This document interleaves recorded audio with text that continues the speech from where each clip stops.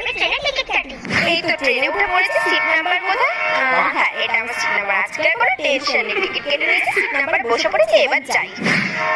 Ticket দেখি।